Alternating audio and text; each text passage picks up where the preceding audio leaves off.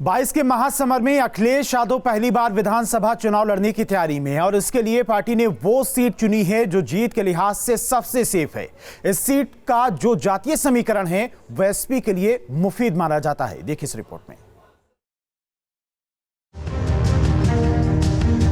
UP की गोरखपुर सदर seat के बाद अगर किसी सीट की सबसे ज्यादा चर्चा हो रही है तो वो है मैनपुरी की करहल सीट। ये सीट यूपी की राजनीति में हॉट सीट बन गई है। दरअसल एसपी अध्यक्ष अखिलेश यादव इसी सीट से चुनावी ताल ठोकने के लिए तैयार हैं। अखिलेश ने आजमगढ़ और संभल को छोड़कर करहल को ही क्यों चुना, इसको लेकर सियासी गलियारों में चर्चाओं का बाजार गर्म है।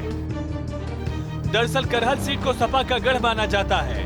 मुलायम सिंह यादव अभी मैनपुरी सीट से ही सांसद हैं। 2007 के बाद लगातार ये सीट समाजवादी पार्टी के खाते में रही। ऐसे में अखिलेश के लिए ये सीट सबसे सेफ मानी जा रही है। अखिलेश यादव ने खुद चुनाव लड़ने के लिए करहल सीट को चुनकर बड़ी रणनीति अपनाई है। इस सीट से चुनाव लड़ने का असर पश्चिम और मध्य यूपी की सीटों पर भी पड़ेगा। उनके लिए सीट सियासी समीकरण के लिहाज से काफी सुरक्षित भी है। इस सीट के जातीय समीकरण को देखें तो एसपी के पक्ष में दिखता है। करहल सीट में आने वाले 9 से 10 गांव में मुस्लिमों की संख्या अधिक है। इसके अलावा इस सीट पर 40% के करीब यादव वोटर्स हैं। साथ ही 9% ठाकुर, 7% ब्राह्मण, 13% शाक्य और 17% एससी मतदाता हैं।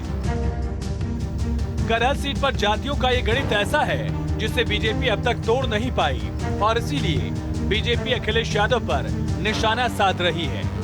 जहां विकास सबसे ज्यादा किया है, मैंने कहा वहां से अगर हिम्मत है तो चुनाव लड़ो। कहां गए? मैनपुरी गए, करहल विधानसभा में गए, ऐसा मैंने सुना है। अभी मुझे मालूम नहीं है कि वो करहल लड़ेंगे कि अभी घोषणा हुई है, लेकिन उनकी हिम्मत नहीं पड़ रही थी चुनाव लड़ने की। अब वो चुनाव लड़ने के लिए गए हैं। मुझे लगता है कि इतनी करारी टक्कर वहाँ भारतीय जनता पार्टी देगी कि श्री अखिलेश यादव जी को समझ में आएगा साइकिल कैसे चलाए। पहले ऐसे कयास लगाए गए थे कि अखिलेश आजमगढ़ से चुनाव लड़ सकते हैं, लेकिन अखिलेश ने करहल को चुना।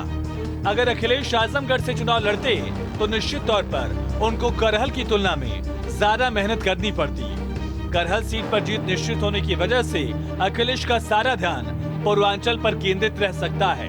Team news state.